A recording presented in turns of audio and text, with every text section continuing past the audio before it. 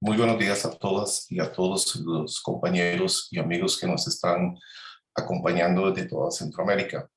De parte de MUR Centroamérica, que es una alianza de firmas de MUR Global y de las que se ubican en el área de Centroamérica, le damos la más cordial bienvenida a este evento organizado por MUR Centroamérica, que es un tema de actualidad, es un flagelo que constantemente nos están dando nuestras economías. Para tal evento nos acompaña el doctor Juan Miguel del Cid Gómez, quien es doctor en Ciencias Económicas y Empresariales, profesor de Economía Financiera y Contabilidad de la Universidad de Granada de España, economista especializado en contabilidad, auditoría, detección y prevención del fraude, lavado de activos y financiación del terrorismo, director académico de la Certificación Internacional en Investigación Financiera y Recuperación de Activos de la Universidad de Granada, y orador y conferencista en foros internacionales. Juan Miguel, muchísimas gracias por estar dándonos este evento para todos y cada uno de los compañeros de Centroamérica. Hoy está participando gente de Guatemala, El Salvador, de Honduras, Panamá, Nicaragua, para Costa Rica. Para todos y todas, muchísimas gracias por estar participando en este evento y realmente esperamos que este mismo sea de su entera satisfacción. Por orden, hasta el final de la conferencia vamos a hacer evacuar dudas, evacuar consultas y hacer un poco más de interrelación.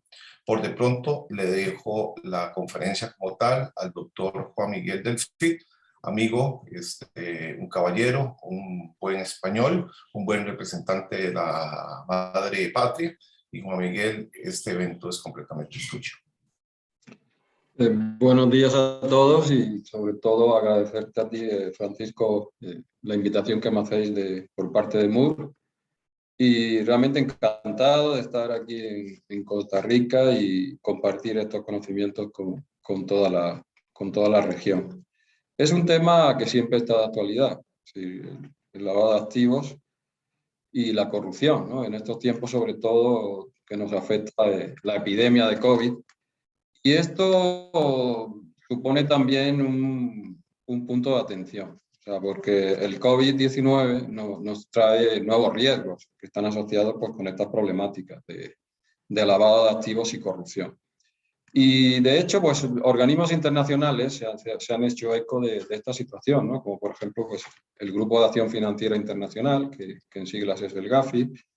También hay organismos regionales del GAFI, en este caso pues el GAFILAT, ¿no? El GAFI que bueno, pues estudia y los riesgos que afectan a la región de América Latina.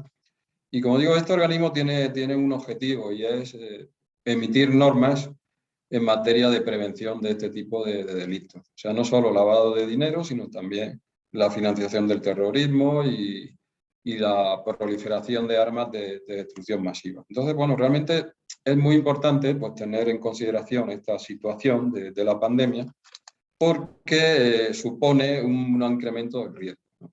Entonces, sí que podemos ver un incremento de delitos que están asociados con la corrupción. O sea, muchos gobiernos han adquirido insumos para combatir la pandemia y esto se ha hecho de una forma poco transparente. O sea, hay una máxima que es que en tiempos de crisis pues no hay lugar para la burocracia. Entonces, pues, los gobiernos están adquiriendo estos insumos a precios abusivos, realmente son productos en ocasiones de baja calidad, se han comprado a empresas intermediarias que pueden estar relacionadas pues, con esos funcionarios que toman estas decisiones. No sabemos quién está detrás de esas compañías que en algunos casos no tienen ninguna experiencia dentro del sector. Y todo esto pues, ha supuesto pues, un incremento de la corrupción. Y esto no es propio solo de la región de Centroamérica, sino que en todos los países del mundo pues, se está produciendo, ¿no? También tenemos un incremento de los fraudes tipo esquemas Ponzi, ¿no? Lo que se llama el fraude piramidal. Estamos en casa y recibimos ofertas de inversión de personas desconocidas y que nos están alentando a que invirtamos en determinados productos financieros que nos prometen una elevada rentabilidad.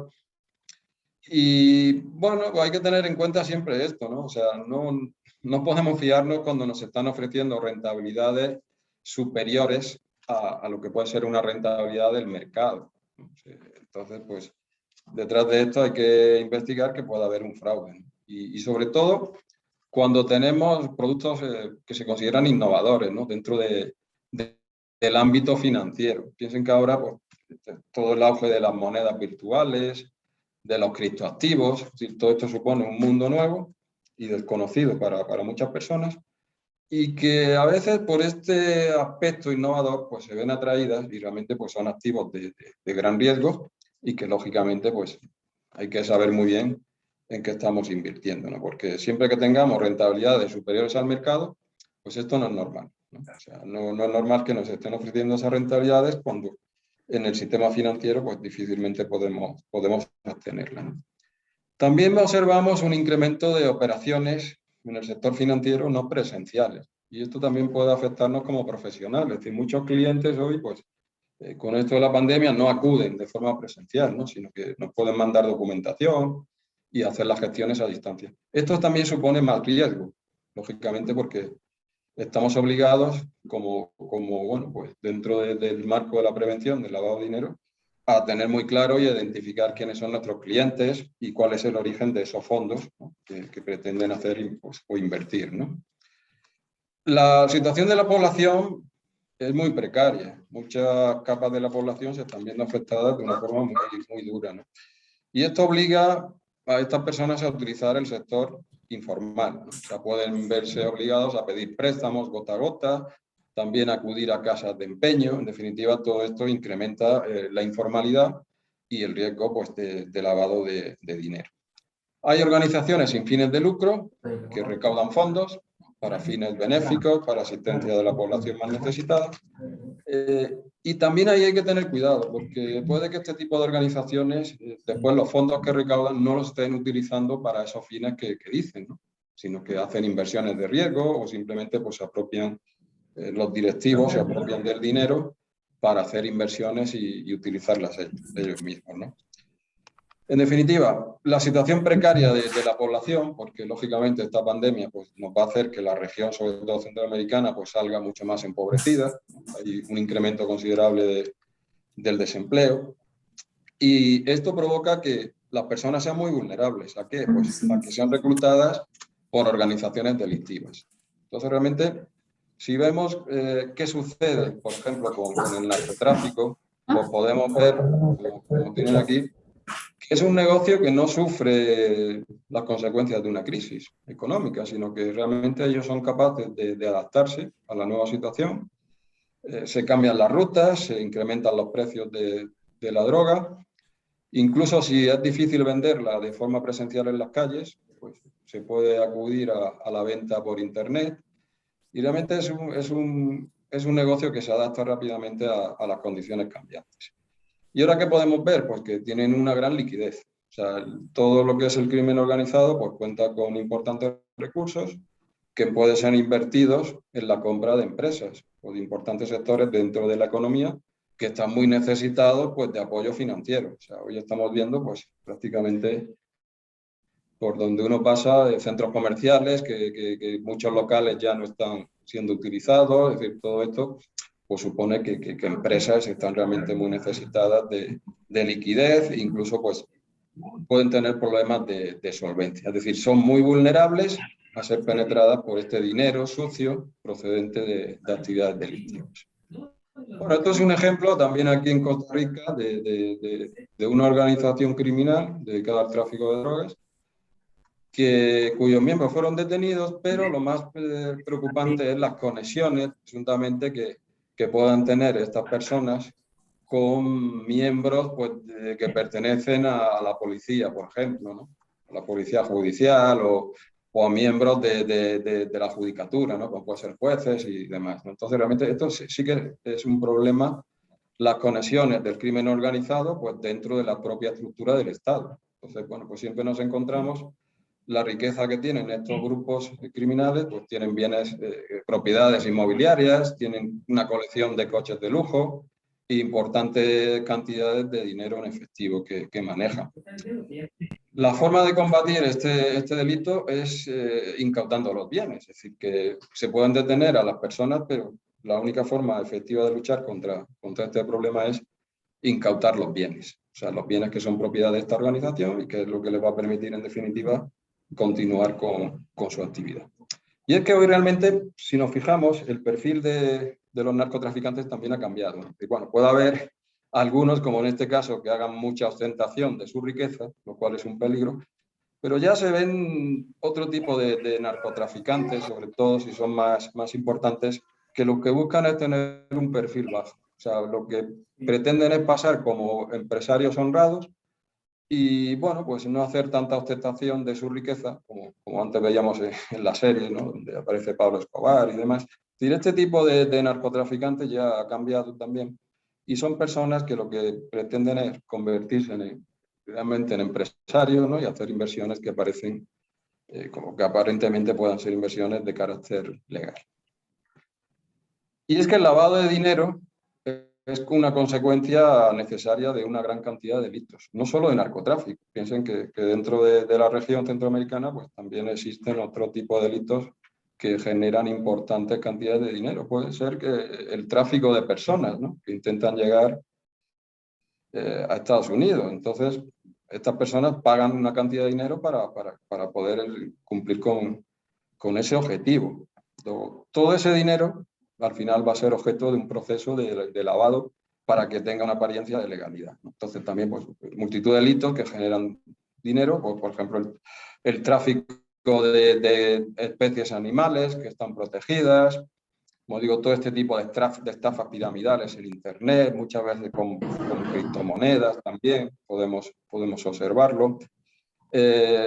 Delitos tributarios también, contrabando, es decir, todo esto en definitiva va a generar una ingente cantidad de dinero que al final pues, estas organizaciones necesitan pues, darle una apariencia de legalidad. Y en definitiva eso es lo que llamamos el lavado de activos, lavado de dinero o blanqueo de capitales, ¿no? Esto sigue normalmente un proceso, ¿no? Donde el dinero pues, va atravesando distintas etapas, pero al final el objetivo es que ese dinero regrese a la organización criminal pues, con una apariencia de legalidad y evitar pues, de esta manera que el dinero pueda ser incautado. Entonces, pues realmente, como digo, esto es lo importante, ¿no? De que se pueda incautar estos activos a la organización pues, como una forma efectiva de luchar contra el crimen. Documentos importantes que, bueno, como profesionales, si somos contadores privados, si somos contadores públicos, si somos auditores, si somos abogados, es decir, todos somos profesionales dentro del marco de la prevención del lavado de dinero y lo que tenemos que evitar es ser utilizados por parte de estos delincuentes, ¿no? Para que ellos puedan conseguir su fin, ¿no? Y sí que tenemos que tener pues, un conocimiento, ¿no? O sea, por ejemplo, aquí tienen un documento que aquí en Costa Rica se ha elaborado por el Instituto Costarricense sobre Drogas, donde se hace una evaluación nacional de los riesgos relativos tanto a la legitimación de capitales como a financiación del terrorismo, como esto que hemos llamado la proliferación de armas de destrucción masiva. Y esto es una obligatoriedad, o sea, que está recogida dentro de las 40 recomendaciones del Gafi y es necesario para aplicar el enfoque basado en el riesgo. Entonces, aquí lo que básicamente se hace es identificar las amenazas que puede tener un país, cuáles son las vulnerabilidades de ese país, evaluar el riesgo y, en definitiva, pues tomar las medidas necesarias para mitigarlo. Entonces, esto se hace, como digo, a nivel país, pero también como sujetos obligados, pues las entidades financieras, los abogados, los contadores y otra gran cantidad de sujetos obligados pues, dentro del sector económico, pues pueden tomar como referencia este documento, ¿no? También para evaluar sus propios riesgos, ¿no? Entonces, cuando hablamos de amenazas, digamos, pues ahora concretaremos, ¿no? Que son amenazas para un país, pero como digo, a veces hablamos de riesgo y lo hacemos de una forma muy abstracta. Entonces, ¿el riesgo qué es? Pues la probabilidad de que pase algo y las consecuencias que eso puede tener. Entonces, realmente, piensen que aquí las consecuencias son para el país, ¿no? O sea, puede verse afectado y dañado el propio Estado, la sociedad, la economía, ¿no? Como consecuencia de este tipo de actividades delictivas, ¿no? Pero también pueden afectar de forma individual, pues, a un profesional, ¿no? Si se da el caso de que este profesional se ve de forma inconsciente involucrado pues, en una trama de lavado de dinero, pues también le va a afectar, ¿no? Le va a afectar a su reputación, le va a afectar a que pueda tener sanciones por no cumplir ese régimen de prevención, e incluso puede ser un negocio que al final pues cierre, ¿no? Como consecuencia pues, de todo este tipo de sanciones, investigaciones y una pérdida importante de reputación. Luego, eso es el riesgo, ¿no? El riesgo relacionado con estos fenómenos, ¿no? Y como digo, los conceptos serían estos, ¿no? Es decir, ¿qué es una amenaza? Pues pueden ser una persona, ¿no? O un grupo criminal, pueden ser facilitadores financieros, ¿no? Sus fondos, también incluso grupos terroristas. El terrorismo en la región se percibe como algo exento de riesgo, ¿no? Cuando aquí hablamos de terrorismo, mucha gente piensa, bueno, pues no hay terrorismo en Centroamérica, no hay atentados terroristas, como puede ser el caso de Europa, ¿no? Tenemos pues, la presencia de organizaciones terroristas, como ha sido el Estado Islámico, ¿no?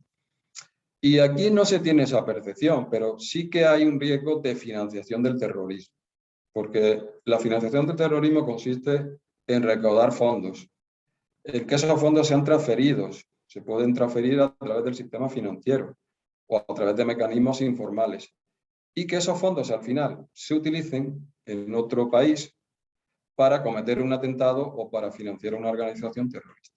Entonces sí que en la América Latina hay ejemplos de organizaciones terroristas como Hezbollah, donde sus miembros recaudan fondos.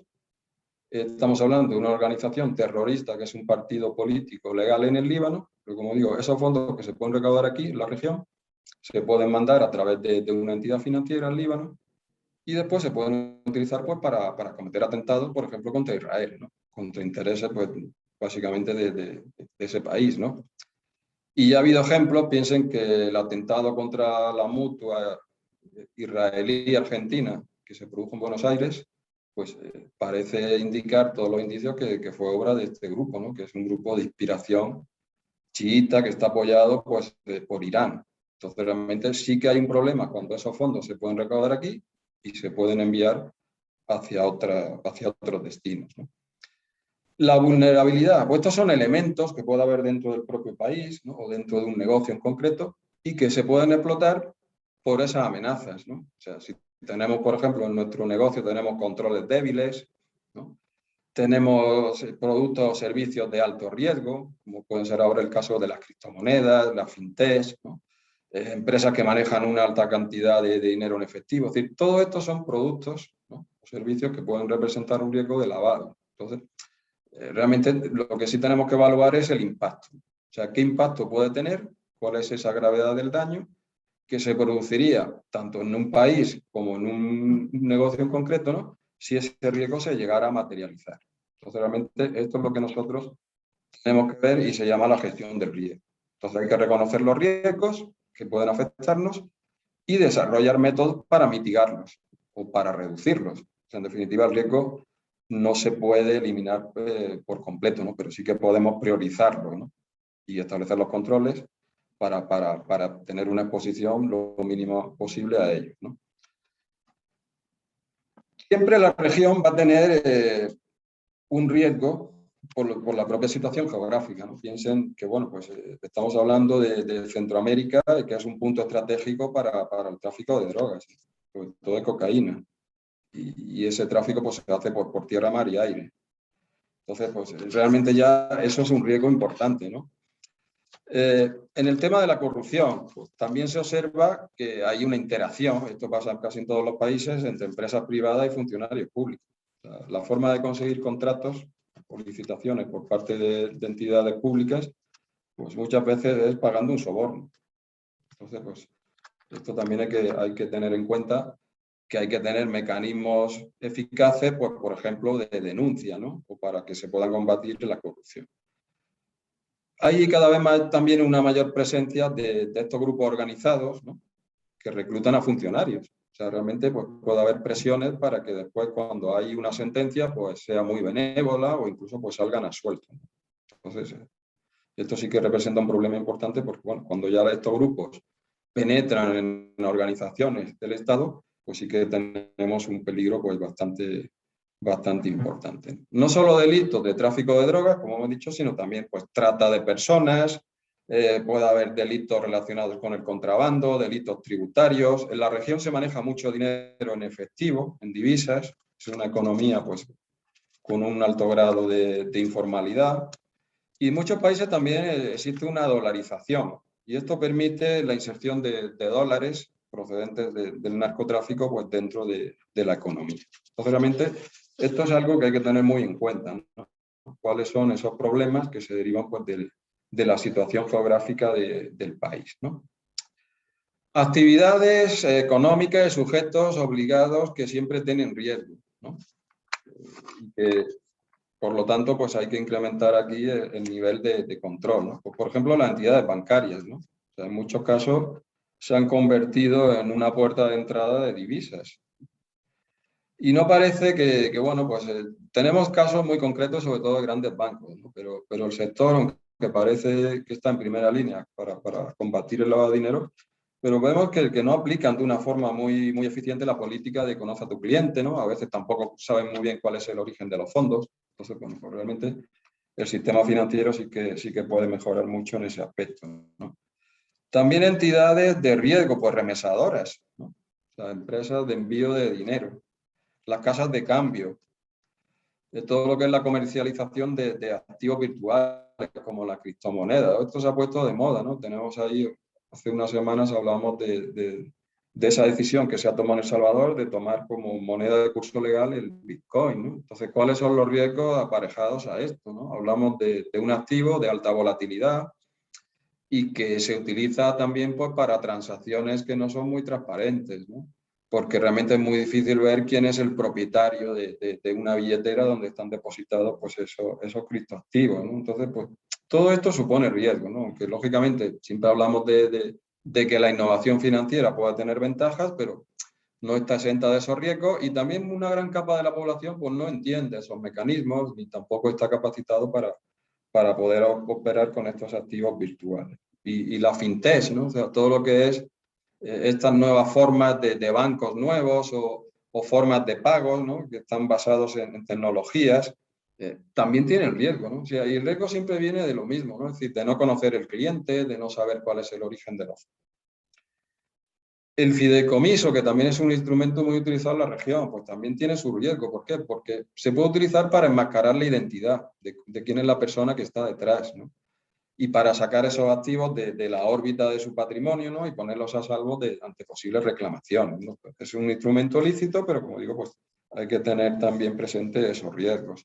Las inversiones que se hacen en inmuebles, ¿no? Siempre es un sector de riesgo, ¿no? Porque puede ser dinero procedente de actividades como narcotráfico, ¿no? Y luego, sobre todo, la remodelación. O sea, no solo el comprar los inmuebles, sino pues, remodelar inmuebles o la inversión en hoteles, resorts, es decir, todo esto pues también hay que ver cuál es el origen de los fondos.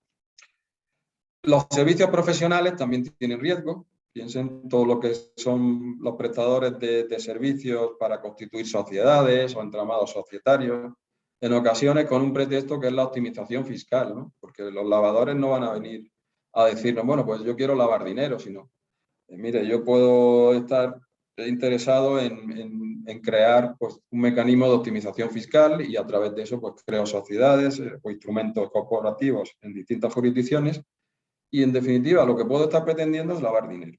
Entonces hay que ver muy bien en qué consiste pues, todo este tipo de entramado. Y si nosotros somos un bufete de abogados o somos una compañía de consultoría, de auditores, de contadores, ¿cómo manejamos ese riesgo, ¿no? Que pueden tener nuestros clientes? Pues podemos segmentarlo. Entonces, riesgo geográfico, tenemos un riesgo del propio cliente o un riesgo del servicio que nosotros podemos prestar. O sea, el riesgo geográfico es que nosotros tengamos operaciones o tengamos clientes en jurisdicciones que ya han sido calificadas pues como que son jurisdicciones de riesgo, ¿no? Por fuentes fiables, ¿no? Y que en definitiva pues carecen de medidas eficaces para combatir estos delitos financieros. Piensen por ejemplo en Panamá. O sea, Panamá sigue estando en la lista que elabora la Unión Europea como una jurisdicción pues, que tiene graves deficiencias estratégicas en materia de transparencia, ¿no? Para combatir este tipo de delitos. Entonces, claro, cualquier operación que puede tener su origen o destino en uno de estos territorios, pues se va a mirar o tenemos que prestar una especial atención, ¿no?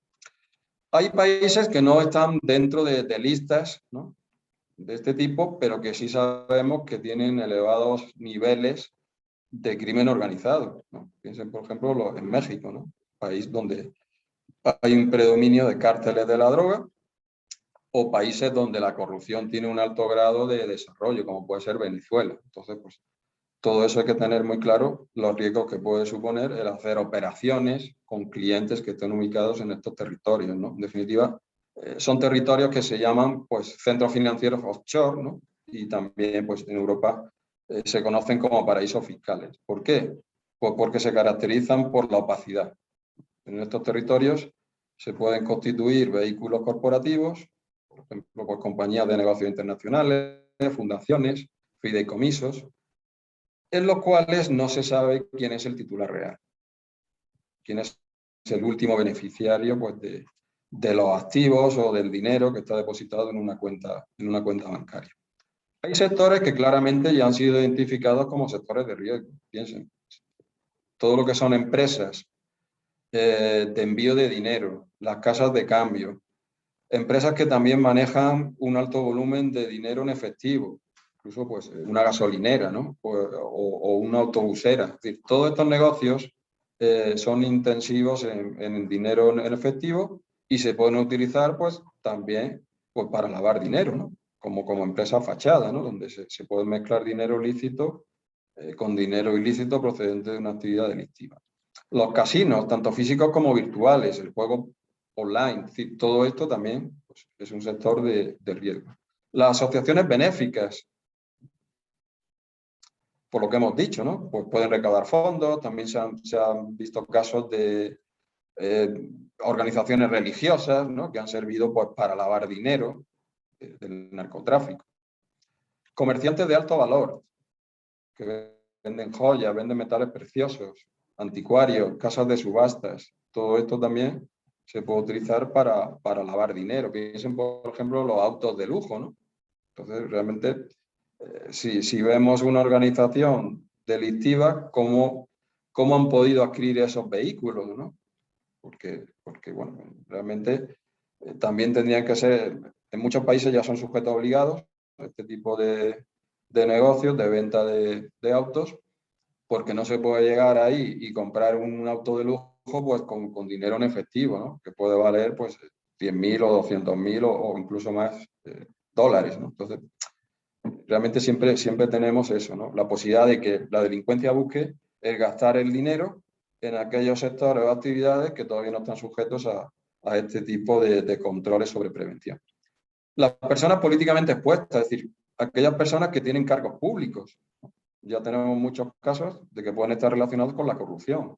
Entonces, tenemos que ver si ese patrimonio que intentan gestionar o invertir se corresponde con su sueldo declarado. O sea, nosotros podemos ver cuánto gana, pues, un político, porque esa información puede ser pública, ¿no? Pero si esta persona intenta invertir cantidad de dinero muy por encima de lo que puede ser ese perfil declarado, pues sí que tenemos que ver si estamos en presencia de una actividad de lavado.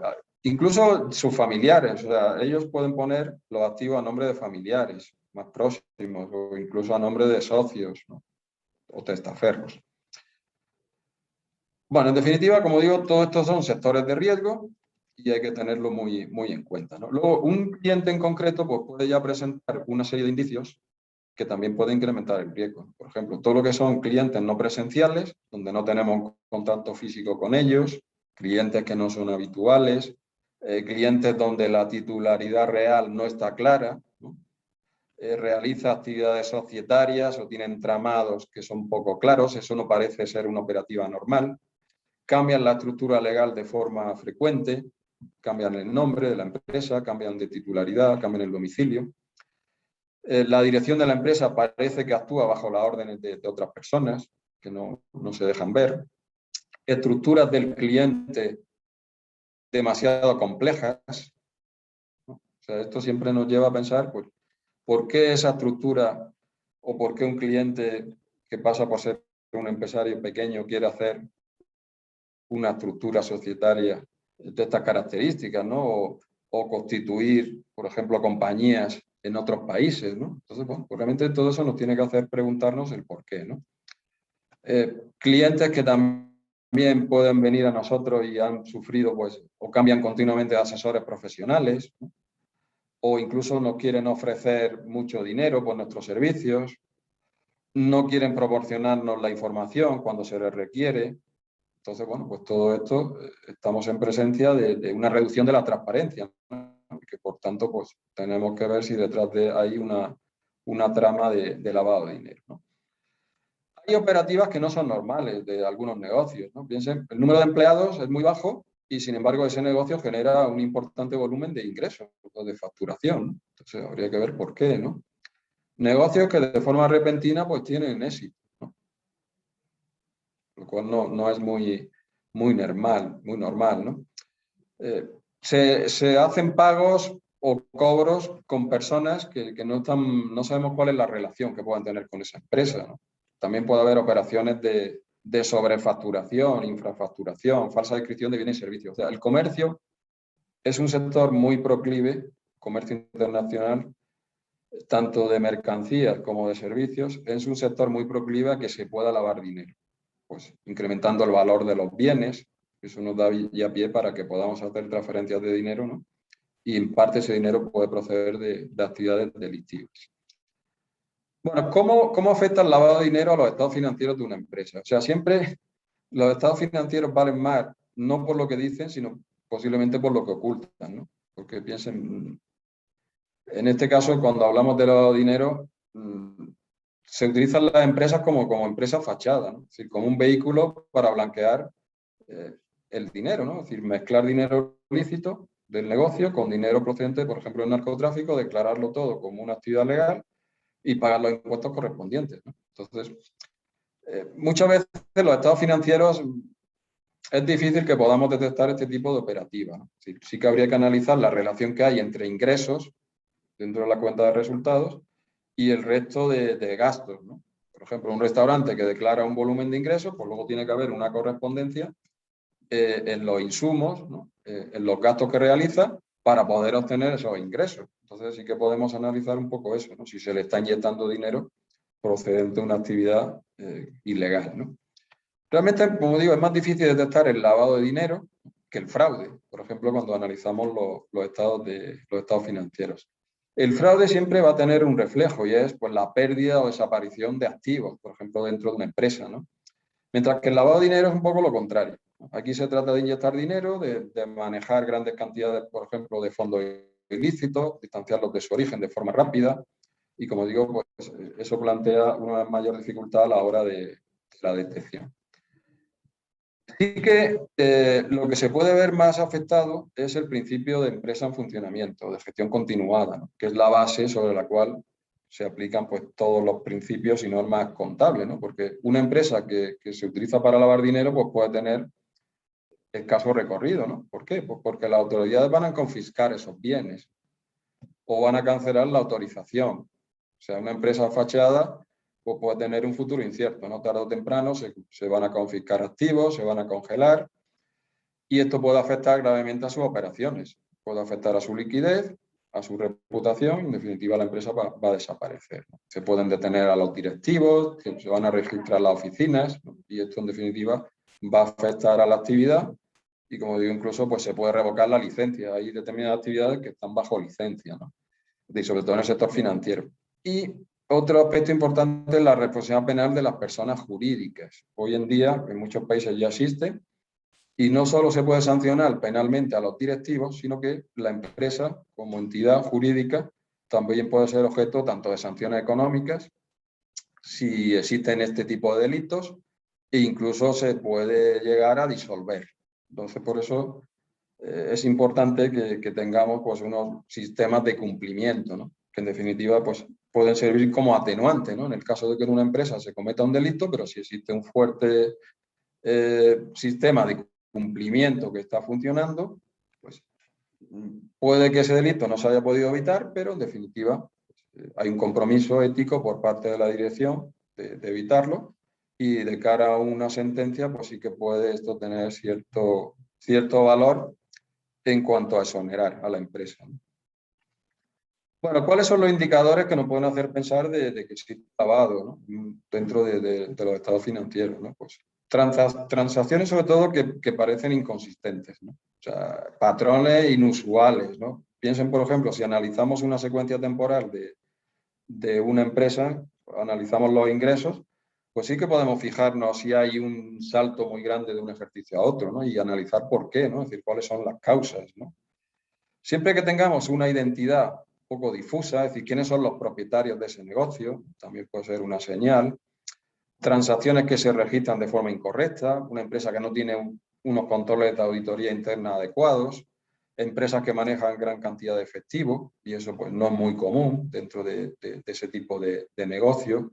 El intento de fraccionar cantidades, ¿no? O sea, fraccionar cantidades de dinero en efectivo para ingresarlas en el banco, ¿no? Y de esa forma evitar los reportes que la entidad financiera va a hacer, ¿no? Si, por ejemplo, pues si se ingresan $10.000 y eso supone la obligación de hacer un reporte por parte del banco, pues intentamos fraccionar ese dinero, ¿no? Hacer varios depósitos o incluso en distintas entidades financieras, ¿no? La existencia de intermediarios, ¿no? Cuando hacemos negocios sin que exista pues una aparente razón comercial para ello, que lo justifique, ¿no? Entonces, bueno, pues realmente todo esto sí que nos puede alertar, ¿no? Y en definitiva, pues no exista un entorno de control dentro de esa empresa, que no exista un departamento de cumplimiento, ¿no? No existe un programa de auditoría, ¿no? Tanto interna como después una revisión externa, ¿no? Jurisdicciones de alto riesgo, ¿no? Es decir, lo que hemos comentado, si hacemos operaciones pues, con clientes que están en este tipo de jurisdicciones que hemos llamado paraísos fiscales, ¿no? También puede ser un indicio, ¿no?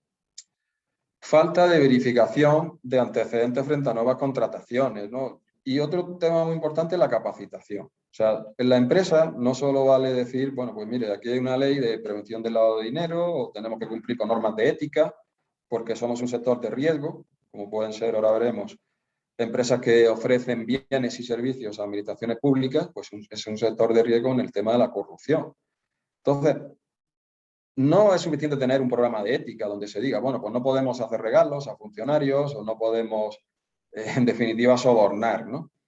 Sino que luego tiene que haber un compromiso de la dirección y luego capacitar a los empleados, que haya una conciencia muy clara y sobre todo pues que se dé una capacitación con casos prácticos de la realidad, ¿no? Es decir, de cuáles son las consecuencias que produce el pagar sobornos para conseguir contratos. Es decir, no es una actividad lícita, sino que es una actividad que ya está en el Código Penal como un delito, ¿no? Sobre todo, pues, no solo el soborno a funcionarios nacionales, sino algo que hasta ahora pues, no se hacía mucho caso, que es el soborno a funcionarios extranjeros, ¿no? Por parte de grandes compañías multinacionales. Entonces, si no hay una política de ética o no hay un programa de formación adecuado, pues lógicamente esto es una debilidad muy, muy importante, ¿no? Como digo, eso que hemos hablado de los riesgos, ¿no? Es decir, ¿cómo se traslada el riesgo o qué impacto tiene el riesgo en un profesional, ¿no? En un despacho de consultoría o de auditores? Pues fíjense, si nos vemos involucrados en un tema de que hemos colaborado, ¿no? A crear entramados o hacer inversiones para una persona, como puede ser un PET, ¿no? Lo que se llama en siglas, personas políticamente expuestas, ¿no? O personas del medio político, como en este caso, ¿no? Pues al final nos podemos ver bajo una acusación no solo de que no hemos aplicado las normas correctamente de prevención del lavado, lo cual podría tener una sanción administrativa, sino incluso si hemos colaborado de forma activa y consciente en esto, pues podemos ser acusados de lavado de dinero directamente, ¿no? Como sería en esta situación, ¿no? Empresas que se utilizan para lavar dinero, pues empresas fachadas, ¿no? Yo creo que es un mecanismo muy eficaz, ¿no? de lavado, donde se mezcla el dinero lícito con dinero ilícito. Y fíjense, esto sería un cártel de la droga de México, la gran cantidad de empresas que tienen. Empresas fachadas, pues dentro de todo tipo de sectores y que son utilizados para esto, ¿no? O sea, el objetivo de cualquier criminal, de narcotraficante, es de convertirse en un empresario legal. Entonces, pues pueden montar empresas con esos fondos delictivos que se inyectan en principio y luego la empresa puede hacer operaciones legales. y luego incluso pues, mezclar dinero ilícito con ilícito, ¿no? de forma continua, ¿no? Estos son entramados, ¿no? Donde el Departamento del Tesoro de Estados Unidos pues, lo que hace es incluirlos en una lista de la Oficina de Control de Activos Extranjeros y automáticamente cualquier entidad que tenga fondos relacionados pues, con el cártel de la droga, pues tiene que bloquear los activos. En este caso, pues sería un narcotraficante de México, ¿no? Cuando tenemos negocios que pasan dificultades financieras, ¿no? Piensen que hemos dicho, hoy en día pues, tenemos muchas empresas que están con falta de liquidez, situación comprometida de solvencia. Pues pueden aceptar fondos de cualquiera, ¿no? Porque el objetivo es la supervivencia. Entonces, el crimen organizado tiene mucha liquidez y puede entrar en sectores enteros, comprar compañías, pueden estar interesados en reflotar la empresa, aportan el capital, se convierten en un socio mayoritario, gestionan la empresa durante un tiempo, la empresa ya se reactiva, paga sus deudas y al final esas personas lo que hacen es vender su participación, pueden vender las acciones y de esa forma, en definitiva, lo que han hecho es lavar dinero, porque ahora ya ese dinero puede ser ingresado en una entidad financiera y pueden indicar que el origen es la venta de una participación empresarial. Entonces, cuando tenemos negocios, como en este caso, ¿no? Y tenemos una situación desesperada, sí que hay que ver muy bien cuál es el origen de esos fondos o quiénes son esos supuestos inversores que quieren entrar, ¿no? Lavado a través de empresas agrícolas, ¿no? También se puede, piensen, dinero procedente del narcotráfico. Pues yo puedo crear una empresa de explotación agrícola, le inyecto dinero, no estoy muy interesado en el rendimiento de la explotación agraria, que puedo alquilar. ¿Por qué? Porque luego yo voy a comprar parte de la producción a pequeños agricultores, ¿no? Y esos agricultores pues, pueden estar interesados en que yo les pague con dinero, ¿ves? Dinero que no van a declarar desde el punto de vista tributario, pero ese dinero, el origen es, por ejemplo, narcotráfico. Entonces yo le compro la producción y después vendo toda la producción como si hubiera sido fruto de la explotación y con eso pues puedo pagar pues distintos gastos, ¿no? Puedo pagar a los empleados, puedo pagar el alquiler de la finca, ¿no? Pero en definitiva ya estoy inyectando dinero de origen ilícito a esta explotación que me sirve para pagar pues, distintos insumos en B, ¿no? O sea, en dinero no declarado para que esas personas, esos pequeños agricultores, pues no lo declaren. Entonces, puede ser un mecanismo también importante de lavado. El uso de fideicomisos. Piensen, por ejemplo, en un fideicomiso de garantía, ¿no? Donde un grupo de delincuentes puede constituir un fideicomiso, puede aportar un bien inmueble y pedir un préstamo. Ese bien inmueble fue comprado con fondos ilícitos. Lo que hacen es que no pagan obtienen los fondos, obtienen el dinero, lo ingresan en una cuenta bancaria y luego no pagan el préstamo, con lo cual se produce la ejecución de la garantía, ¿no? Pero yo ya tengo dinero en una cuenta bancaria que puedo decir que procede de un préstamo. Entonces, realmente, pues sí que el fideicomiso pues, presenta algunas características de riesgo, ¿no? El comercio internacional también muy proclive, ¿no? A hacer este tipo de operaciones. Piensen, aquí hay un mecanismo que predomina, ¿no? En Centroamérica y en América Latina, que es lo que se llama el mercado negro del cambio del peso, ¿no? Por ejemplo, es de Colombia. Y es que se puede transferir el dinero de la droga, por ejemplo, que procede de la venta en Estados Unidos, ¿no? de esa cocaína, y cómo regresa eso al país exportador de droga, ¿no? Al cártel. Bueno, pues no puedo hacer una transferencia directamente, ¿no? a esa gente, ¿no? Sino que el dinero que está en dólares en Estados Unidos lo puedo ingresar en una empresa, esos dólares se quedan ahí, ¿no? Y puede que otra persona en Colombia, puede ser un importador, ¿no? Que tiene restricciones para poder tener dólares o quiere hacer esa importación de contrabando, necesita esos dólares, ¿no? Entonces esos dólares van a servir para pagar la compra que pueda hacer, por ejemplo, de teléfonos móviles, ese importador colombiano en Miami. Y a cambio, él le entregaría pesos, ¿no? A otro intermediario, a otro broker que están en Colombia. Entonces, ¿esos pesos para qué van a servir? Pues para que el cártel de la droga reciba pues, el importe originado por la venta de cocaína, pero lo va a recibir en pesos. Mientras que este importador colombiano pues va a hacer uso de esos dólares para pagar esas importaciones de teléfonos móviles a empresas que pueden estar en Miami. Entonces, realmente aquí lo raro sería el que las empresas de Miami que le están vendiendo móviles a una persona que está en Colombia reciban el pago de una empresa que está en Estados Unidos y que no tiene ninguna relación con la persona que ha hecho la compra de móviles, ¿no? Entonces, pero bueno, a veces nos preocupa más el riesgo financiero. Es decir, nos interesa más como negocio que me paguen, no me importa de dónde venga el dinero, yo lo que quiero es que me paguen, ¿no? Pero no solo tenemos un riesgo financiero, también un riesgo de que estemos siendo utilizados de forma consciente o inconsciente en uno de estos mecanismos, ¿no? Entonces, hoy en día, el comercio internacional y sobre todo, piensen, la presencia de empresas chinas en todos los países permite que se recicle pues, todo este dinero que puede proceder del narcotráfico, ¿no? Y que a través de esa relación entre empresas chinas que están en distintos territorios, pues se hagan al final operaciones de comercio internacional, de sobrefacturación, y el dinero acabe, pues, de alguna manera, regresando pues, a esos grupos de narcotráfico que han vendido la droga, ¿no? En otros países. Otro tema también dentro de la charla es el cohecho, ¿no? La que hemos hablado de corrupción, ¿no? Pero la corrupción lo vamos a centrar en esta forma, ¿no? Que es el pago de algo, de dinero. No tiene por qué ser solo dinero. Piensen, ahora veremos que se pueden pagar con otros regalos, ¿no? Y el objetivo es influir en un funcionario para que haga algo impropio. O sea, normalmente es para que conceda, ¿no? Un funcionario, un político, que intermedie en que la empresa pues, pueda obtener un contrato de obra pública, de un servicio, etc. Entonces, esto es un delito de cohecho.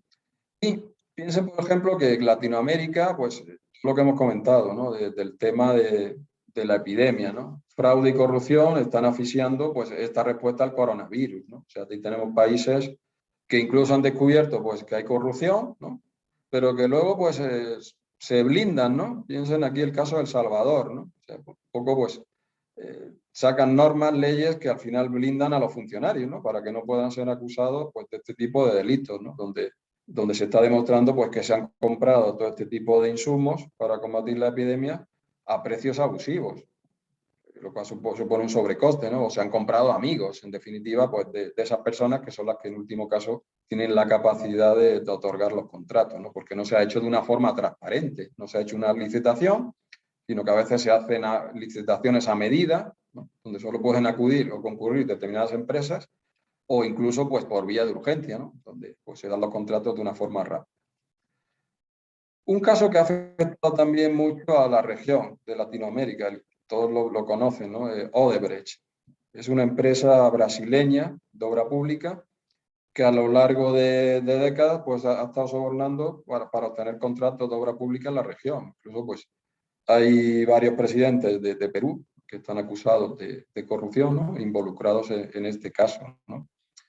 Y esta empresa tenía pues todo un esquema, ¿no? Planificado con un presupuesto en la sombra, ¿no? Para llevar a cabo los sobornos, porque piensen, la pregunta que podemos hacernos es, ¿y cómo esto no se detecta en los libros de contabilidad, ¿no? Esto no deja huella, no deja rastro, porque estamos hablando de millones de dólares que están saliendo de una empresa pues, durante décadas, ¿no?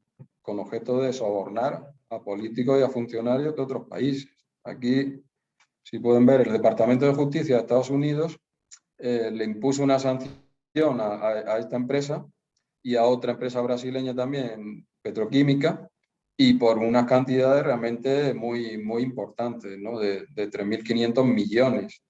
La pregunta sería, bueno, ¿y cómo es que Estados Unidos sanciona? Bueno, pues que si tenemos empresas que operen de alguna forma en Estados Unidos o coticen en la Bolsa de Valores de Estados Unidos, al final pueden caer bajo esta legislación, ¿no? Que es la ley de prácticas corruptas que tienen en Estados Unidos para perseguir el soborno a funcionarios extranjeros. Entonces la sanción sí que puede ser muy importante, aunque a veces pues, es fruto de un acuerdo económico, no se castiga penalmente a los directivos de la compañía, sino que se le impone una sanción económica, se le pone bajo supervisión durante un tiempo se le obliga a que mejore pues, su sistema de cumplimiento o a que depure a aquellos empleados que están más relacionados con este tipo de prácticas y bueno, y hasta la próxima. Entonces, aquí hay corporaciones muy importantes, compañías multinacionales que caen de forma reiterada en el soborno transnacional, que realmente es un delito, ¿no? Del cual no teníamos pues mucha conciencia, ¿no? Piensen que en Europa pues esto se consideraba hasta la década de los 90 como un gasto necesario, o sea, un gasto necesario para hacer negocios. La corrupción siempre tiene una justificación. Podemos decir, bueno, pues es una forma de obtener un contrato. Si no lo hago yo, si no pago, pues otra empresa lo va a hacer, ¿no? Y lógicamente, pues esas son las normas, ¿no? que pueda haber y a las cuales la empresa, pues de alguna forma tiene que adaptarse, ¿no? Entonces, pues sí que se puede justificar. Y en estos tiempos de necesidad financiera, pues más aún, ¿no? Podemos decir, bueno, pues yo voy a sobornar porque la empresa que tengo está en una situación delicada, necesito estos contratos para no tener que despedir a mis empleados. Esto pasará y después pues, volveremos a la normalidad. Nadie va a detectar este tipo de operaciones, ¿no? Es lo que... Y tampoco hay una conciencia clara de que sea un delito. O sea, mucha gente piensa que los delitos económicos pues, no representan un daño para la sociedad, ¿no? Y realmente el soborno sí que es un daño, ¿no? O sea, es un coste, es un sobrecoste, ¿no? Las empresas que sobornan lo que hacen después es inflar el precio del contrato o disminuir la calidad de la obra o servicio. Y esto realmente es un perjuicio para el país y sobre todo pues, para los contribuyentes. Y pueden ver dentro de Netflix, ya tenemos toda una serie de películas que nos hablan de estas cosas, ¿no? Hay una serie que se llama El Mecanismo, ¿no? Donde sí que pueden ver toda esta trama, ¿no? de empresas, de cártel auténtico de constructoras, ¿no? Que había en Brasil y que estaban prestando, dentro de ellas está Odebrecht, ¿no? Pero había otras más y lo que prestaban es servicios, ¿no? Hacían obra o servicios para la empresa petrolera brasileña, la empresa pública se llama Petrobras. Entonces todo esto era un foco de corrupción, ¿no? Porque lo que estaban es pagando mordidas a políticos y a ejecutivos de Petrobras a cambio de qué? Pues de la adjudicación a dedo de esos contratos, ¿no? Que sacaba la petrolera. Entonces, una de esas constructoras era Odebrecht. Como digo, Odebrecht tenía una proyección mucho más allá, ¿no? Porque también hacía obras en otros países, ¿no? Es decir, era un gigante presente en toda América Latina, ¿no? Que extendió pues, esa red de sobornos a gobiernos de otros países. Entonces, Petrobras lo que hacía es pagar a esas constructoras, ¿no? Y con el tiempo, pues, se organizaron como un auténtico cártel, ¿no? Hinchando los precios, ¿no? Pues de todos esos servicios y obras que prestaban, ¿no? Y las empresas, a través de intermediarios, pues entregaban una parte de dinero a partidos políticos. O sea, dentro de todo esto no hay solamente un enriquecimiento personal, ¿no? Sino que también tenemos muchos ejemplos de la financiación de la política, ¿no? De la financiación de campañas electorales o de la financiación de partidos políticos, ¿no? Para, en definitiva, pues, perpetuarse en el poder, ¿no? Y estos responsables políticos mantenían en sus puestos a estos ejecutivos de la empresa petrolera y les transferían pues, las cantidades infladas en los contratos. Entonces, al final, pues todo esto era, como digo, una red de lavado de dinero, ¿no? Que se repetía una y otra vez y que el dinero era blanqueado pues, tanto dentro del país, ¿no? A través de donaciones a partidos políticos y también pues, a través de entramados societarios en paraísos fiscales. La pregunta es, ¿cómo una empresa maneja todo ese flujo de dinero, ¿no? Es decir, bueno, pues al final, de alguna manera habrá de detectar, ¿no? Que se está sacando un dinero de la caja, pues para llevar a cabo toda esta práctica, ¿no? Delictiva de soborno. Entonces aquí hay un ejemplo de una empresa alemana que es Siemens, donde también durante décadas pues estuvo implicada en sobornos a lo largo y ancho del mundo, ¿no? Para obtener contratos. Y lo que hacían es que la empresa matriz que está en Alemania, pues, ellos iban constituyendo en un segundo nivel otras compañías pantalla, ¿no? Que pueden estar en otros países. Y estas compañías pantalla lo que simulan es prestar servicios, ¿no? a la empresa matriz. Se pueden hacer contratos falsos incluso, ¿no? De prestación de servicios y esto justifica el que se pueden hacer transferencias de dinero, ¿no? Que sale de Alemania, sale de la sede central y va a parar pues, a estas empresas pantalla que están constituidas en otros países.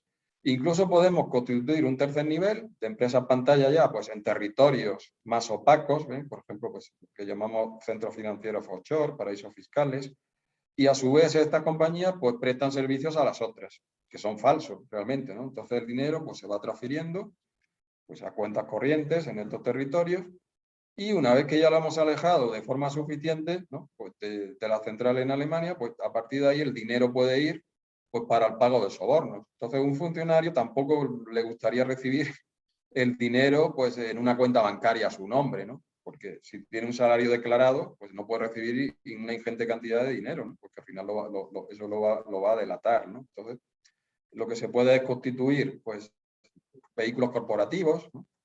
Un fideicomiso, ¿no? Una compañía de negocios internacionales a nombre, en definitiva, de ese funcionario, donde no va a aparecer él como beneficiario de ninguna forma, pero que de esa forma ese vehículo corporativo va a ser el titular de una cuenta bancaria donde se le puede ingresar el dinero y nunca se va a poder vincular pues, con el funcionario, ¿no? O que puede estar incluso a nombre pues, de otras personas o de testaferros. Entonces, todo esto pues, se puede fabricar de esa manera, ¿no? A partir de la simulación de contratos de prestación de servicios, que es muy difícil saber si realmente el servicio se ha prestado, ¿no? Pero que sí que nos puede servir de coartada para transferir el dinero a cuentas bancarias en otros territorios.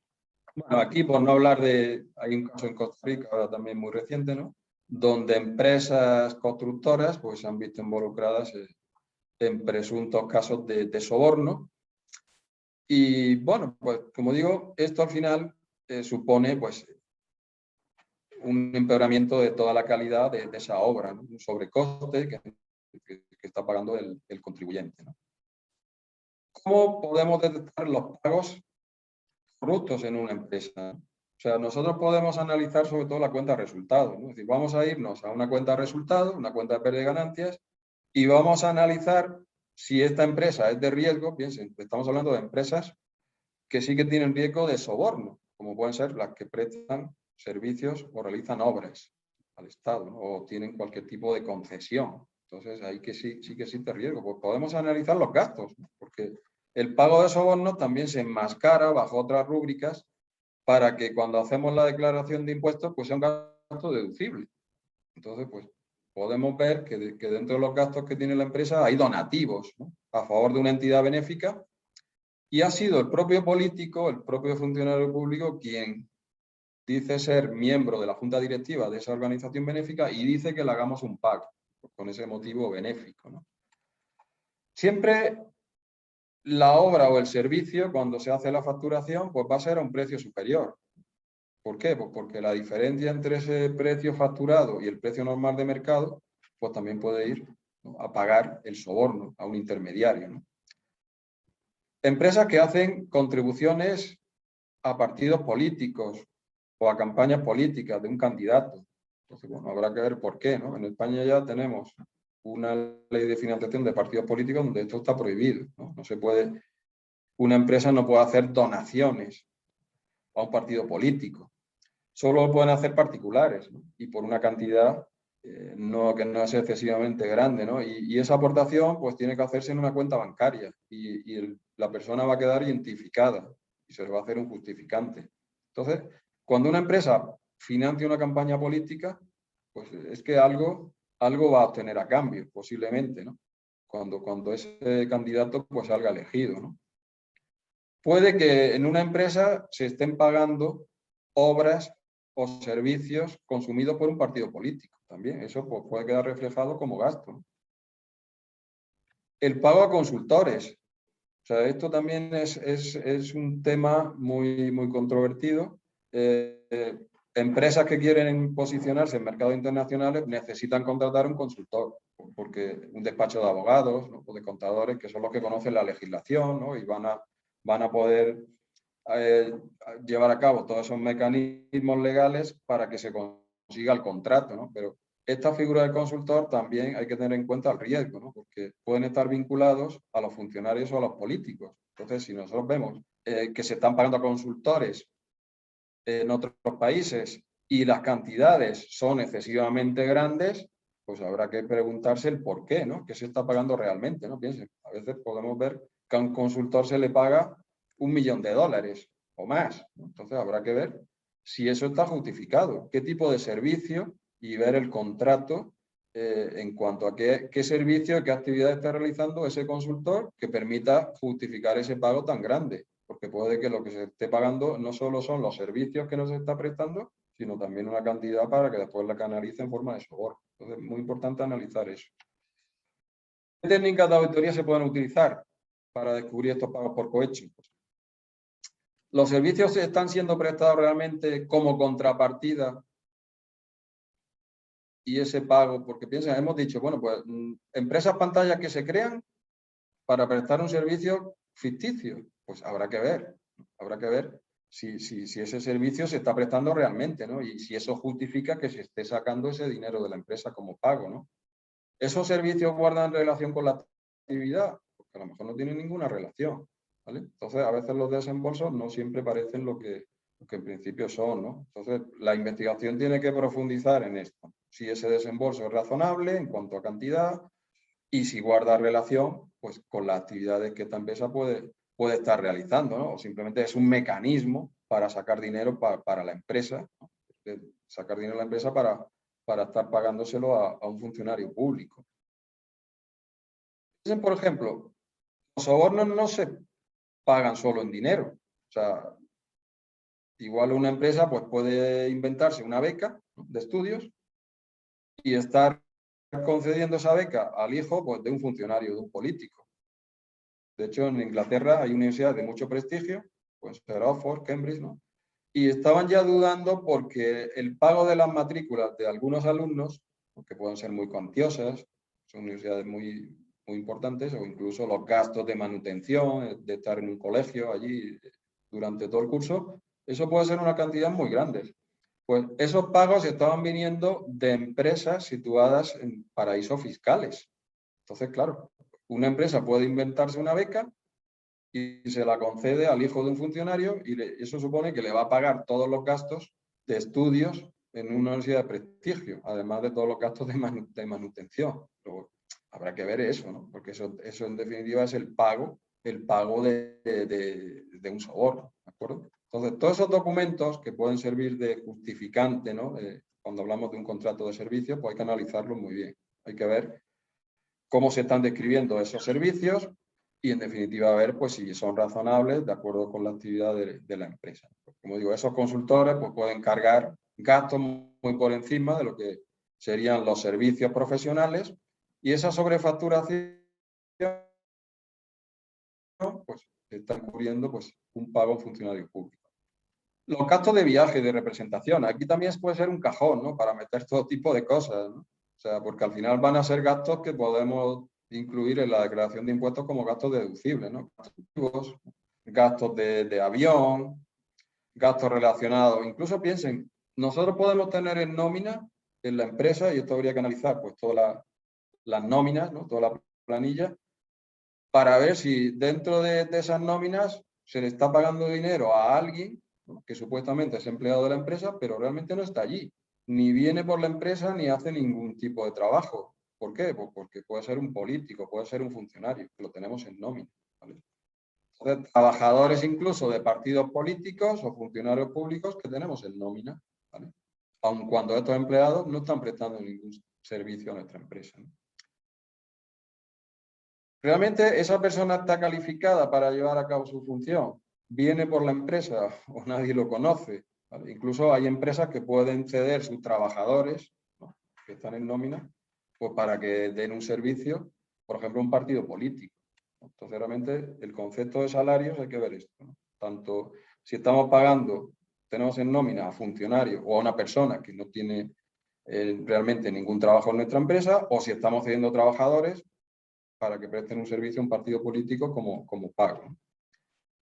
Bueno, un poco ya para terminar, les dejo aquí dos documentos que son muy útiles y que pueden obtener en Internet, ¿no? Son documentos de la OCDE y que son manuales para inspectores y revisores fiscales, ¿no? Y, por ejemplo, este se refiere al lavado de dinero y financiación del terrorismo. Entonces, ahí pueden ver cuáles son esos indicios, un poco lo que hemos ido comentando, ¿no?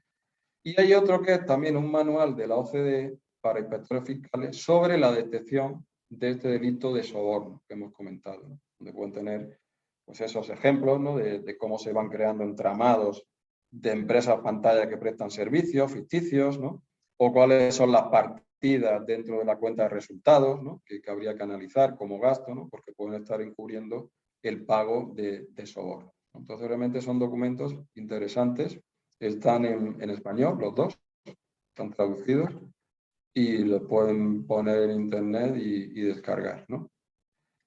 Y a modo de conclusión, pues simplemente un consejo, ¿no? O sea, realmente ese es lo que tenemos dentro de la cultura de auditoría, ¿no? Es decir, que siempre tenemos que tener una mente inquisitiva, ¿no? Cuando estamos revisando unos estados financieros o si tenemos que procesar determinadas transacciones contables, ¿no? Pues preguntarnos, ¿no? Preguntarnos si eso es razonable, ¿no? Si tiene una justificación económica ese tipo de operación, ¿no? Y estar siempre alerta ante cualquier circunstancia que pueda indicarnos pues, que estamos en presencia de algún tipo de fraude, ¿no? o de intento de falsificación de estados financieros o de lavado, o estamos incurriendo operaciones relacionadas con la corrupción, ¿no? Y es que la experiencia pasada que podemos tener sobre un cliente, sobre una empresa, puede ser una empresa honesta durante décadas, ¿no? Y que, bueno, bajo las circunstancias que estamos, en un momento dado de presión, pues esa empresa puede verse involucrada en prácticas deshonestas, ¿no? En prácticas delictivas. Entonces aquí yo siempre digo, hay una cosa que se llama el triángulo del fraude, que a través de eso podemos analizar la posibilidad de que existan delitos financieros en una empresa. Porque normalmente pues, vamos a estar en presencia de tres variables. O sea, una puede ser la necesidad, ¿no? La presión. Entonces, la necesidad se traduce pues, en que una empresa puede tener problemas financieros, falta de liquidez, problemas de solvencia, y se va a ver en la obligación, de alguna forma, pues, de aceptar fondos, por ejemplo, de origen ilícito, ¿no? O de falsificar los estados financieros para obtener un préstamo, o de pagar un soborno, pues porque ya está presionada. Está en juego su supervivencia, ¿no? Después también tiene que ver una oportunidad. Si en una empresa no tenemos controles adecuados, no hay una auditoría interna efectiva, tampoco es una empresa objeto de revisión externa, no hay un departamento de cumplimiento, no hay una adecuada segregación de funciones, no hay un compromiso ético por parte de la dirección. Luego, ahí sí que se puede materializar ese riesgo, ¿no? Y también hay otra variable que es la justificación, la racionalización. O sea, lo que yo estoy haciendo no lo veo como algo ilegal, o al menos el banco un préstamo. Si no me lo da, tengo que cerrar la empresa. Luego puedo decir, bueno, pues de alguna forma lo voy a hacer, sé que está mal, pero hay un bien superior en juego. Y cuando toda esta crisis pase, pues todo volverá a la normalidad y nadie va a descubrir pues, lo que en ese momento puntual yo he sido capaz de hacer. Entonces lo voy a justificar, ¿no? Me veo obligado, me veo la necesidad de hacerlo, porque en definitiva está en juego la supervivencia de mi empresa, ¿no? Entonces, analizando esas circunstancias en una empresa, pues sí que puedo ver que exista una mayor posibilidad de que bueno, pues estamos en presencia de un fraude o de un determinado delito financiero. Entonces, en base a eso, pues tendría que incrementar las pruebas. Si estoy haciendo una auditoría, a la hora de hacer la planificación, pues detecto esos indicios, tengo que incrementar las pruebas con objeto de obtener una evidencia suficiente, ¿no? Tanto en cantidad como en calidad, ¿no? Que me permita pues, tener una seguridad razonable de que en esa empresa pues, no hay fraude, ¿no? O no se está cometiendo ningún delito financiero, porque tenemos el ejemplo de este, ¿no? Es decir, hay empresas que pueden presentar unos estados financieros magníficos, con un alto nivel de solvencia, ¿no? O beneficios, pero claro, ¿qué hay detrás de eso? Pues si estamos en presencia de una empresa que está llevando a cabo prácticas de soborno, pues cuando todo eso se descubra, las consecuencias sobre los estados financieros van a ser letales, porque se va a enfrentar a sanciones, va a tener que contratar abogados y, lógicamente, pues una pérdida de reputación pues, puede representar problemas de liquidez y, en definitiva, solvencia que lleven a que la empresa sea cerrada, o sea, liquidada. Y presentaba unos magníficos estados financieros, solo que estaba cometiendo delitos, pero nadie supo, ni nadie fue capaz de detectarlos. Y también la pregunta sería, ¿y los auditores externos? Bueno, pues sí. O sea, hay un compromiso cuando hacemos la auditoría de que tenemos que ver que la empresa está cumpliendo con la legalidad y de qué forma eso podría impactar en los estados financieros. Piensen, si una empresa está defraudando a Hacienda, bueno, pues eso puede tener después una implicación muy fuerte, porque puede verse sometida a un proceso de investigación con sanciones, intereses de demora, etcétera. Y el impacto puede ser terrible, ¿no? Entonces, todas estas circunstancias, lógicamente, pues tenemos que tenerlas muy en cuenta a la hora de hacer la auditoría. En definitiva, siempre tener la mente inquisitiva de cuestionarnos todo y de analizar e intentar obtener una aplicación razonable. Puede que por parte de la dirección después todo se aclare y ese tipo de operaciones que en principio no puedan parecer complejas o innecesarias, pues tengan una justificación económica. Bueno, y hasta aquí un poco pues esta visión. Muchos de ustedes pues ya conocen, si son auditores, son consultores, pues saben más que de sobra un poco todo esto y aquí se trata de resumirlo y sobre todo pues plantearlo y traerlo a la mesa para que seamos conscientes. Bien, Juan Miguel, muchísimas gracias, Juan Miguel, por tu presentación. Yo creo que los comentarios que están en el chat son claros sobre este tema, básicamente que, como indiqué al inicio, es un flagelo no solamente de los países centroamericanos, sino del mundo, conforme es conteste a tu presentación. Sí, esta charla se grabó, se les va a mandar a ustedes en cada uno de sus correos, no solamente la presentación en algunas filminas con los derechos de autoría del doctor Juan Miguel, sino que también se les va a mandar el audio pregrabado para que ustedes lo utilicen también en sus departamentos financieros y contables o de lo que quieran ustedes promulgar y compartir. Está entre uno de los participantes, está Ricardo Freire, que es especialista también en lavado de dinero, es costarricense, en algunos momentos ha sido también asociado en casitos con MUR. Hace una pregunta, es un comentario para ver cuál es tu criterio, Juan Miguel.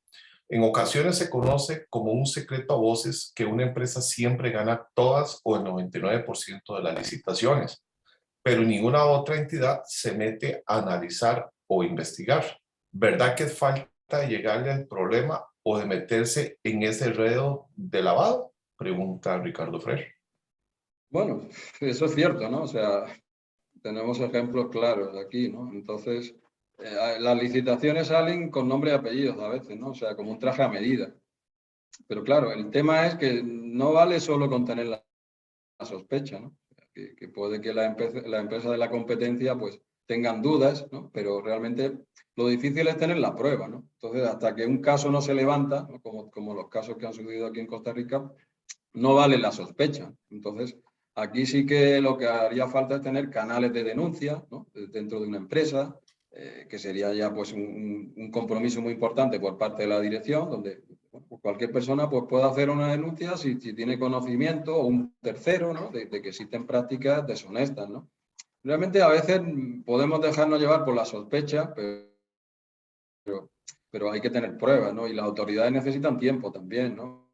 O sea, que montar un caso que después tenga una validez judicial, pues es todo un proceso donde hay escuchas y bueno, pues esto lleva tiempo, porque luego todas las pruebas pueden ser débiles, ¿no? Y si se comete algún fallo en la investigación, pues esto queda en nada, ¿no? O sea, que ahora podemos tener mucho ruido de todo lo que ha sucedido, se detienen a personas, pero después hay que demostrar esto en un juicio. Y si no tenemos la fuerza suficiente de probatoria, pues puede quedar todo en nada. Bien, Liliana Güell hace una pregunta. ¿Qué tipo de pruebas deberían usarse para denunciar estos casos? Y también pregunta, ¿en una empresa pequeña o familiar es más complicado de detectar el lavado? Bueno, aquí tenemos el caso ¿no? De que, bueno, pues cuando hablamos de lavado de dinero, ¿qué forma reviste, ¿no? O sea, que el lavado de dinero de una empresa es algo consciente, ¿no? O sea, que si en una empresa se está lavando dinero es porque la dirección lo está permitiendo. O sea, estamos hablando de una empresa fachada, ¿no? Esto se hace pues, de una forma consciente, ¿no? Donde podemos tener varios socios y uno de ellos pues, es un narcotraficante y está inyectando pues, dinero al negocio. Entonces, la dirección sí que debe conocer o al menos tener muy claro cuáles son los antecedentes de esas personas que admitimos como socios. O sea, no vale cualquier persona que traiga unos fondos, sino que tenemos que ver quiénes son, cuál es su reputación, si están involucrados con cualquier actividad delictiva y cuál es el origen de esos fondos, ¿no? Muchas veces dicen, no, es que somos empresarios, pero bueno, a ver, ¿no? También se puede hacer una investigación de esa persona antes de admitirlo, pues ver cuál es su pasado, ¿no? Qué se dedicaba y pedir referencias, hacer una investigación pues, a través de las redes sociales, ¿no? A través de Internet o incluso pues, a través de otros canales de pago donde podamos obtener información de cuáles son los antecedentes y reputación de esa persona. Bien, gracias. Pregunta también Eugenio Cerda, Duarte. Eugenio, un gusto saludarte. La pandemia ha puesto en evidencia una serie de factores como la recesión que le mueve a solicitar préstamos, pero los bancos no están brindando esta ayuda y se abren financiamientos externos de dudosa procedencia, los cuales inducen a lavado. ¿Se puede decir que lo es? Claro, habrá que demostrarlo, ¿no? Pero está claro ese razonamiento. O sea, todas estas dificultades financieras que tienen las empresas y lo que redunda es en la imposibilidad de obtener préstamos bancarios. O sea, porque bueno, siempre se dice, los bancos dan préstamos a quien no los necesita. Entonces, si usted no tiene una imagen de solvencia en la empresa o en su negocio y pide un préstamo, pues a no ser que ponga como garantía activos personales, pues va a ser difícil que obtenga el préstamo. Entonces, las consecuencias son acudir al sector informal, o sea, estos prestamistas, usureros y demás, que manejan fondos y que pueden ser de origen poco claro, ¿no? Entonces, y sobre todo que luego las consecuencias de no devolver un préstamo de este tipo, pues son bastante complicadas, ¿no? Porque está en juego incluso la vida de esa persona. Bien, gracias, José Miguel. Pregunta J. Alfaro, ¿cómo puedo detectar que un funcionario de una empresa que tenga un fideicomiso está recibiendo sobornos, ya que la figura de fideicomiso es muy blindada? Sí, con el tema de los fideicomisos hay un deber de ahora de saber cuáles son todas las partes, ¿no? O sea, quién es el fideicomitente, el fideicomisario, o sea, todo esto que está ya en casi todas las legislaciones, de saber quién es el beneficiario último, ¿no? Entonces, sí que hay que tener esa debida diligencia. Los fideicomisos, porque hemos dicho, son instrumentos de riesgo. Entonces hay que saber quién es el beneficiario, quién es el fideicomitente, quién es el fiduciario y cuál es el origen de los fondos. O sea, esto es la diligencia que dentro de las normas de prevención del lavado, pues nos van a exigir los reguladores con respecto a este tipo de instrumentos que ya están calificados como instrumentos de riesgo, ¿no? Otra pregunta que hacen aquí al chat. En Costa Rica, un candidato presidencial establece como propuesta una recompensa de un porcentaje del monto recuperado por el gobierno en casos de corrupción, denunciados con prueba aportada. ¿Cuál es la experiencia en otros países de este tipo de mecanismos? Conozco las políticas de clemencia en caso de carteles, pero a título de funcionarios, consulta. Sí, un ejemplo de esto es la figura que existe del delator, ¿no?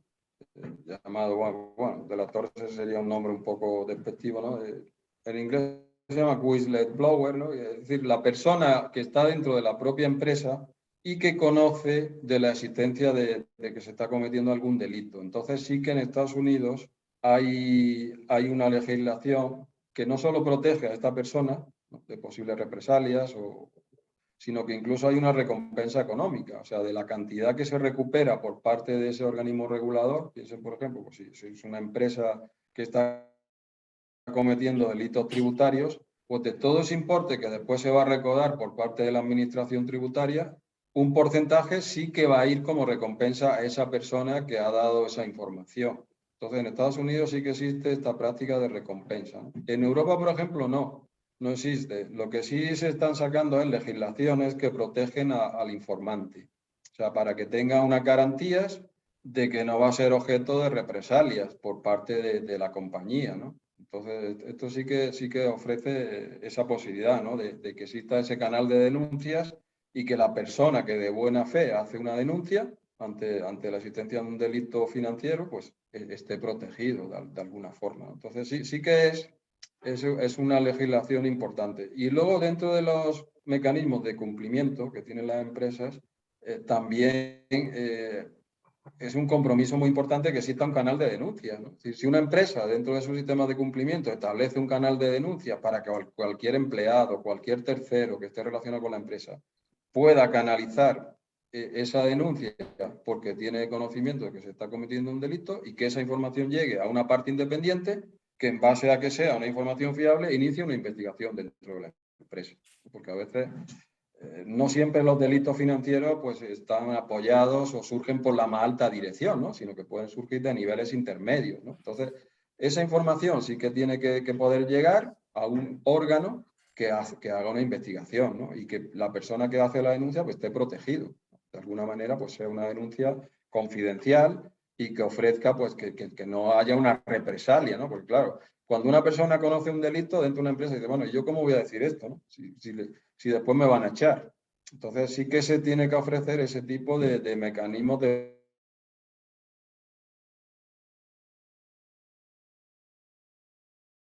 whistleblower, ¿no? Que es el denunciante, ¿no? Dentro de la empresa que conoce de la existencia de esas prácticas ilegales. Pregunta Carlos Delgado Brenes. En el caso de una institución pública, si existe un adecuado seguimiento sobre la función de compras y se detecta que a una misma empresa se le adjudican los contratos, es una voz de alerta para realizar una labor por parte de la auditoría interna. Obvio. O sea, el que siempre se esté dando el contrato a los mismos, pues ya ofrece algún tipo de duda, ¿no? Es decir, ¿por qué, no? Es decir, no existe competencia en el sector que posibilite la entrada de otras empresas, ¿no?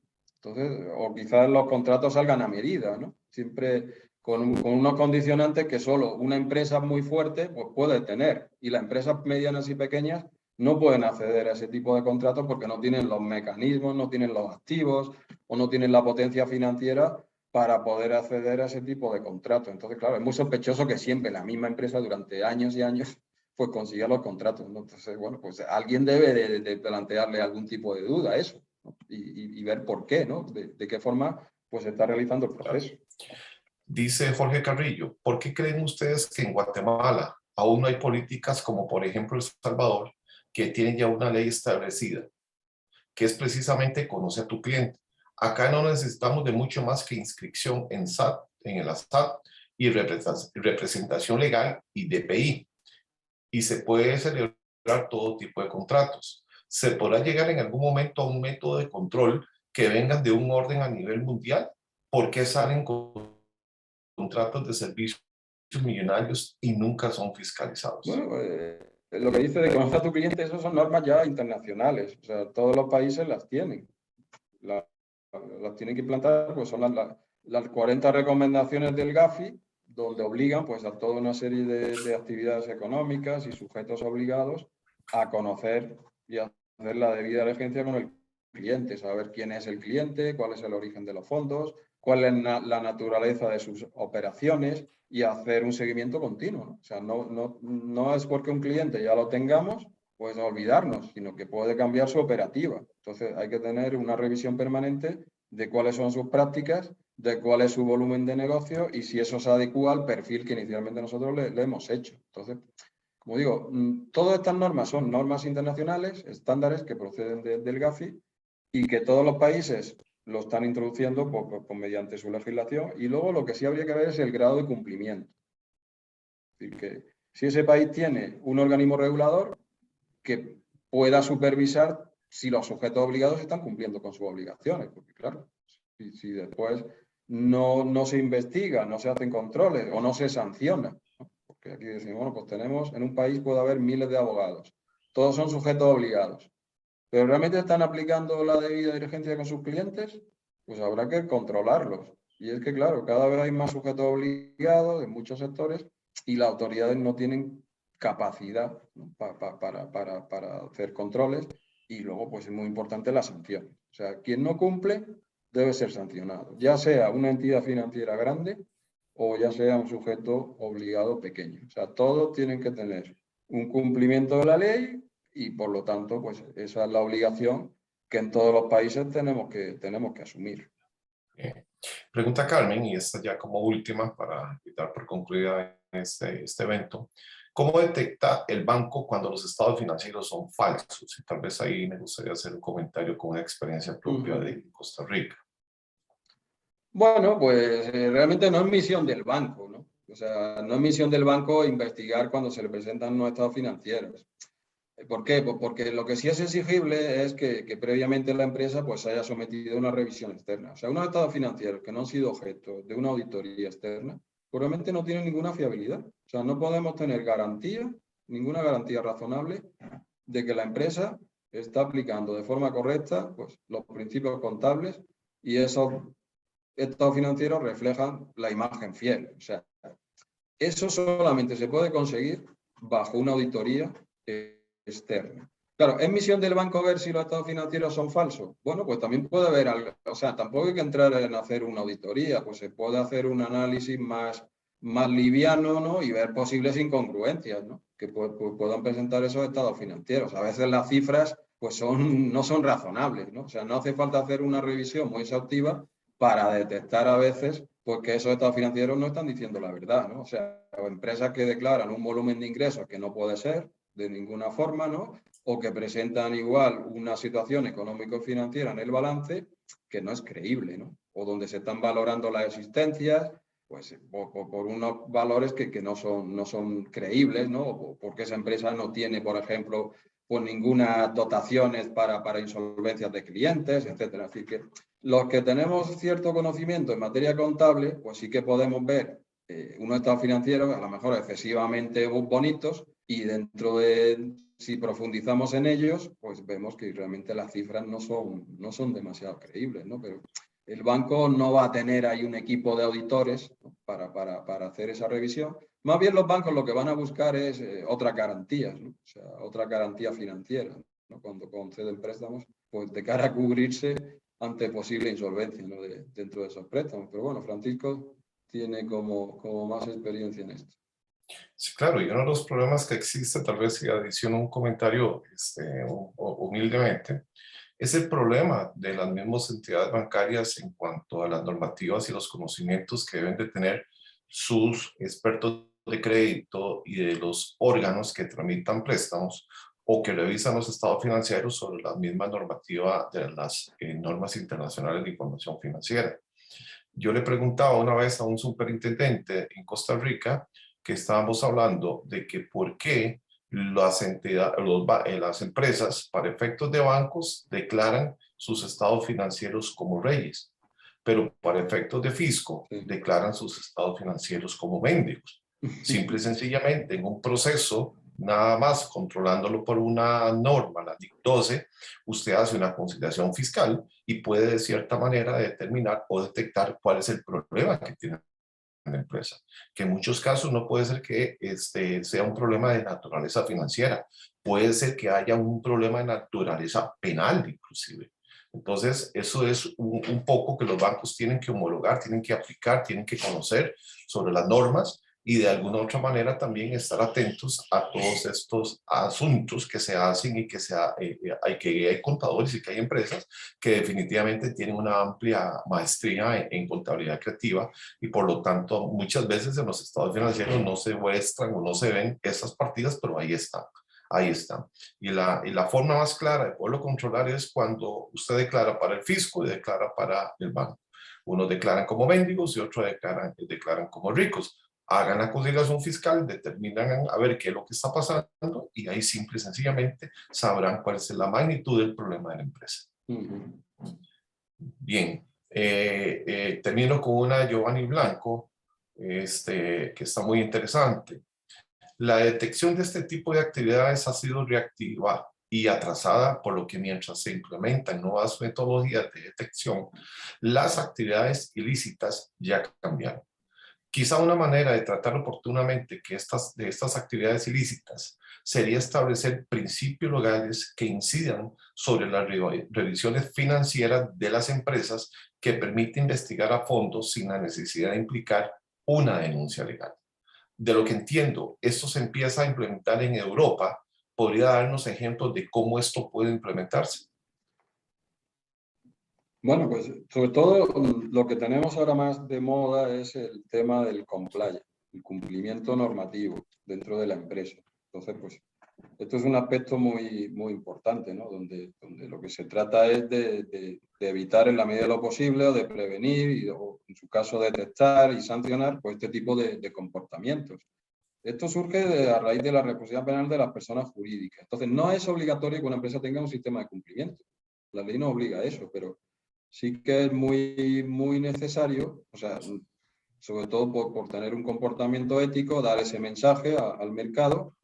Y en el caso de que haya problemas legales, porque se hayan podido cometer delitos, pues sí que se ha ejercido el debido control, ¿no? O sea, ese sistema de cumplimiento tiene por objeto el prevenir, el que no se cometan, ¿no? Y en su caso, pues detectar en el caso de que se cometan y luego pues sancionar este tipo de comportamiento. Entonces, eso sí que ya nos da un compromiso por parte de la empresa, ¿no? De que tiene una intención clara, la dirección está asumiendo pues que tiene que comportarse de una forma ética y cumplir con todas las normativas pues, que afectan a ese negocio y tener pues un código de ética donde, por ejemplo, pues en base a cuál sea la actividad, pues se prohíban determinadas prácticas, ¿no? Y que se deje ese mensaje muy claro, ¿no? De que no se va a aceptar de ninguna forma y bajo ninguna circunstancia, pues caer, por ejemplo, en prácticas de este tipo de soborno, que es lo que estamos comentando. Entonces, y que se capacite a la gente, ¿no? O sea, porque muchas veces la gente dice, bueno, ¿y qué es el lavado, no? O sea, tú puedes llegar a una empresa y dices, bueno, y yo no sé qué es el lavado, qué forma reviste, ¿no? ¿Cómo se hace el soborno? ¿Cómo podemos detectarlo? ¿Eso es realmente malo? Mucha gente no tiene conciencia de que pagar o hacer regalos para conseguir contratos sea algo negativo. En muchos países son normas aceptadas socialmente, ¿no? Entonces también la cultura influye, ¿no? Pero, como digo, todas estas prácticas pues cada vez se van asentando más en empresas, no solo en grandes compañías, sino que en una empresa mediana y pequeña, pues también de alguna forma debe conocer cuáles son sus riesgos, ¿no? Cuáles son esos riesgos de que se cometan delitos en el seno de la organización y luego pues tener los controles para manejarlos, para mitigarlos y lógicamente pues si se produce un caso pues tener una respuesta adecuada, ¿no? Que permita sobre todo pues colaborar con las autoridades y sancionar este tipo de comportamiento de esos empleados porque no han sido capaces de asumir este compromiso. Gracias. Juan Miguel, cierro con una muy interesante que está haciendo también Gustavo Adolfo Gutiérrez Pérez. Dice, al finalizar la charla, usted indicaba que en una empresa debería existir la integridad de la dirección. Si esta no existe, ¿cómo podemos señalar esos detalles a la misma dirección? Bueno, pues realmente ese es el reto que tenemos como consultores y como auditores, ¿no? Es decir, que detectar esos fallos posibles, ¿no? E intentar que nuestros clientes pues asuman estos compromisos, ¿no? Que instauren y mantengan pues, sistemas de cumplimiento, ¿no? Y enseñar esta cultura, ¿no? Es decir, esto no solo es un coste para la empresa, que muchas veces se entiende como tal, ¿no? Cuando hablamos de auditoría externa, ¿no? O de tener un sistema de cumplimiento. ¿No? Esto realmente es un coste, ¿no? Es un dinero que yo estoy ahí destinando, ¿no? Pero piensen, esto también es un valor, ¿no? El tener una información contable transparente, el tener auditorías externas, el tener unos sistemas de cumplimiento por parte de nuestra empresa que después puedan ser revisados, puedan ser mejorados de forma periódica. Es decir, todo esto es un valor para nuestra empresa y cada vez se va a exigir más, ¿no? Y si tenemos, por ejemplo, empresas como en estos casos que hemos dicho, que están prestando servicios o obras para la administración pública, el tener un sistema de cumplimiento ya puede ser un plus, ¿no? Incluso se va a exigir cada vez más, ¿no? Que las empresas que obtienen este tipo de contratos pues tengan esos sistemas de cumplimiento, porque es una garantía, ¿no? Para ver que realmente la empresa tiene ese compromiso y va a jugar limpio, ¿no? No va a ser presionada ni va a entrar en este juego de pagar sobornos con objeto de obtener contratos. Entonces, esto es lo que las administraciones públicas deben de exigir, que las empresas que intenten o opten a licitaciones, pues tengan esos sistemas de cumplimiento transparentes y auditados de forma externa, porque también a veces se utiliza esto como cosmética, ¿no? Es decir, pues yo tengo un compliance, ¿no? Pero bueno, realmente esa figura es independiente en la empresa, cuenta con los recursos materiales y humanos para poder hacer su trabajo de manera independiente, porque solo debe rendir cuentas a la más alta directiva de la empresa. O sea, debe tener esa independencia porque si no, de otra forma no puede hacer su trabajo. Bien, Juan Miguel, muchísimas gracias. De parte de Moore Centroamérica, que es una alianza de todas las firmas de esta región centroamericana, de Moore Global, le damos a ustedes nuestro más sincero agradecimiento por participar en este evento y esperen próximos eventos en las próximas semanas de esta naturaleza con expertos nacionales e internacionales. Muchísimas gracias y les recuerdo que esto va a ser pasado a sus correos, tanto la presentación como todos y cada uno de lo que se ha grabado durante este evento. Muchísimas gracias para todos desde San José de Costa Rica y un abrazo a la distancia. Buenos días.